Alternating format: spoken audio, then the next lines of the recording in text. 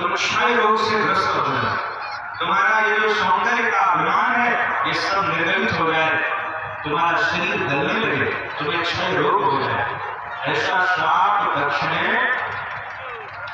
चंद्रमा को दे दे। अब उसी क्षण से चंद्रमा का जो शरीर है वो दलित होने लगा।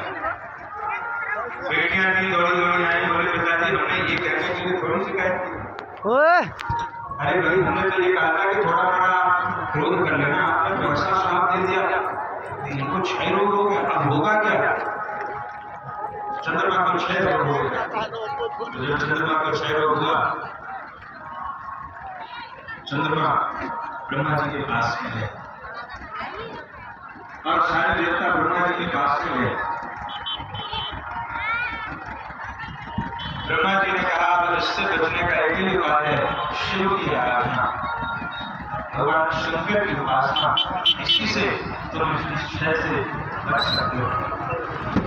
इसलिए जाओ जाकर के प्रभासक क्षेत्र में और वहां जाकर के भगवान शिव के मृत्युंजय महामंत्र का जाप करो। 10 करोड़ महामृत्युंजय का जाप करने से भगवान शिव की कृपा तुम्हारे ऊपर हो जाएगी।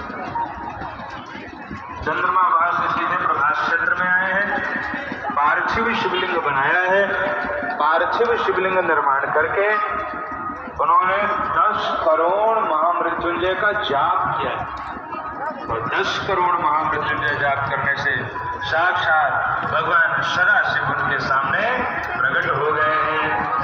बोले शंकर भगवान की जय। भगवान शिव प्रकट हो गए और जब महादेव प्रकट हुए, भगवान शिव का दर्शन किया, चंद्रदेव ने दोनों हाथ जोड़ लिए।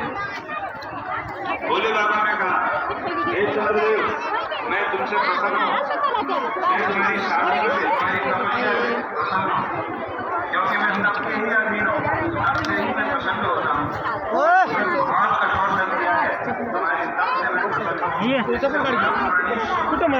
तुम्हारा कल्याण हो चंद्र, वरदान मांगो, वरदान मांगो, क्या चाहते हो? चंद्रदेव ने कहा भगवान वैसे और तो कुछ नहीं चाहिए, बस मुझे जो क्षय रोग हो गया है इस क्षय रोग से मैं बच जाऊं, इसके अलावा और मुझे कुछ नहीं चाहिए। मुझे मेरे ऐसे क्या बात कर लीजिए कि मैं क्षय रोग से मुक्त हो जाऊं, और कुछ नहीं चाहिए। ये प्रसन्नो देवेश केवल असाध्यम भवेन मम, आपके लिए क्या असाध्य है? मुझे असाध्य है, भगवान शिव के लिए कुछ भी असाध्य नहीं है।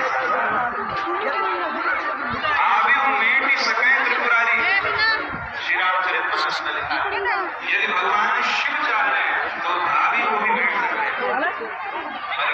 हैं, उसको सहना ही पड़ेगा। पहले के समय में जब किसी का समय खराब होता था तो गांव छोड़ देते थे।